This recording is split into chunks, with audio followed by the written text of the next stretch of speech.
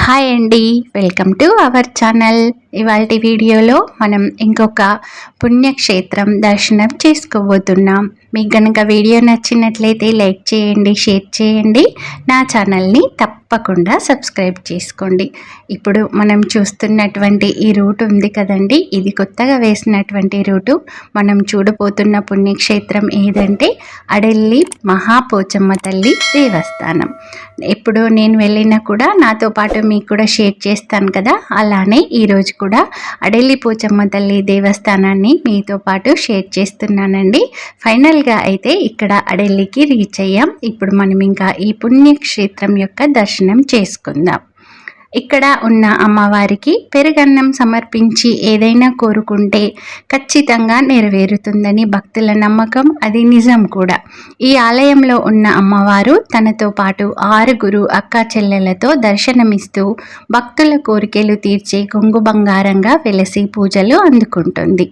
ఆ తల్లే అడెల్లి పోచమ్మ తల్లి. ఏకశిలపై త్రిశూలం డమరుకంతో ఆ తల్లి కొలువై ఉంటుంది.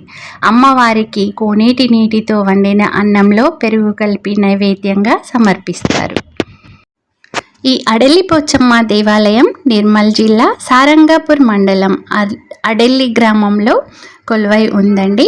ఇక చూస్తున్నారు కదా, ఇప్పుడైతే మనకు ఇక్కడ అడెల్లి పోచమ్మ అమ్మవారి ఆలయం నూతన నిర్మాణం జరుగుతుందండి. మనం ఇక్కడ జరుగుతున్నటువంటి పూజా కార్యక్రమాలన్నింటిని కూడా వీక్షిద్దాం. ఇక్కడ జరిపేటటువంటి పూజా కార్యక్రమాలన్నీ కూడా చాలా నియమనిష్టలతో చేస్తారండి.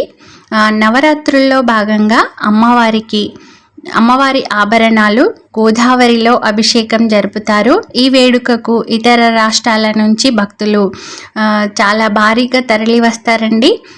అయితే ఇక్కడ ఆంధ్రప్రదేశ్, తెలంగాణ, మధ్యప్రదేశ్, ఒరిస్సా, మహారాష్ట్రాల నుంచి చాలా భారీ ఎత్తున ప్రజలైతే ఇక్కడ అమ్మవారిని దర్శించుకోవడానికి వస్తారు. ప్రతి ఆదివారం కూడా ఇక్కడ జాతర జరుగుతుంది. అయితే ఇక్కడ మనం ఒక విషయం గమనించాలి. శివ పార్వతుల 7 కుమార్తెలైన బ్రాహ్మణి, మహేశ్వరి, కౌమారి, వైష్ణవి, వారాహి, ఇంద్రాణి, చాముండి విగ్రహాలు ఈ ఆలయం గర్భగుడిలో ఉన్నాయి.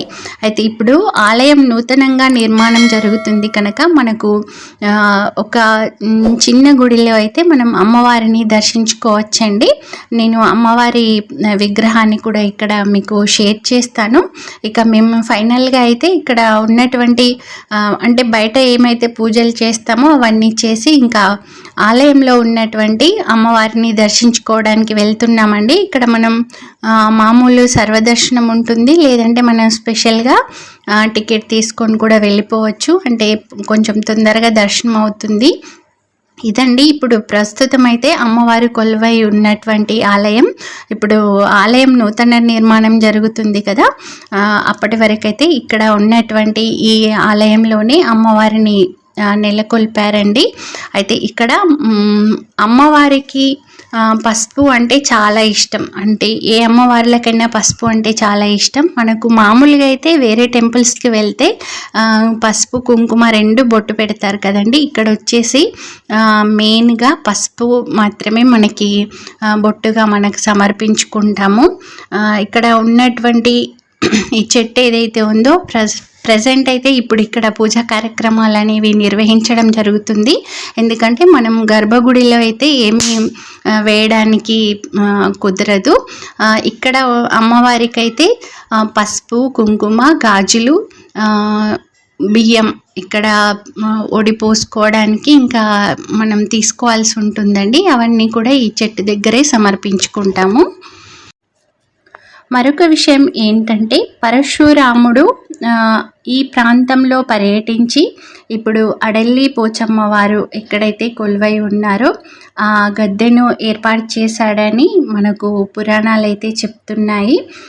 మనం ఏ కోరికైనా కానీ కోరుకొని అమ్మవారికి కోనేటిలో ఉన్నటువంటి నీటితో అన్నం వండి దాంట్లో పెరుగు కలిపి నైవేద్యంగా సమర్పించినట్లయితే తప్పకుండా అమ్మవారు కోరికలు నెరవేరుస్తారండి.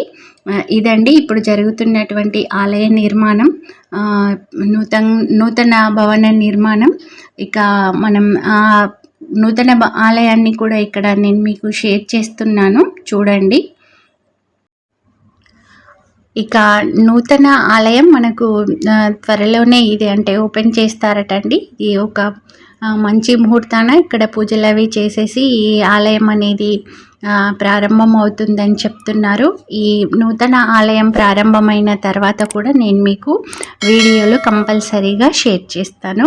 ఇదండి అడెల్లి గ్రామంలో వెలిసినటువంటి మహాపోచమ్మ తల్లి దేవస్థానం వివరాలు. మీకు గనక వీడియో నచ్చినట్లయితే లైక్ చేయండి, షేర్ చేయండి, నా ఛానల్ని తప్పకుండా సబ్స్క్రైబ్ చేసుకోండి. మీరందరూ కూడా అడెల్లి మహాపోచమ్మ తల్లిని దర్శించుకొని ఆ అమ్మవారి కృపకు పాత్రులు కాగలరు. ధన్యవాదాలు.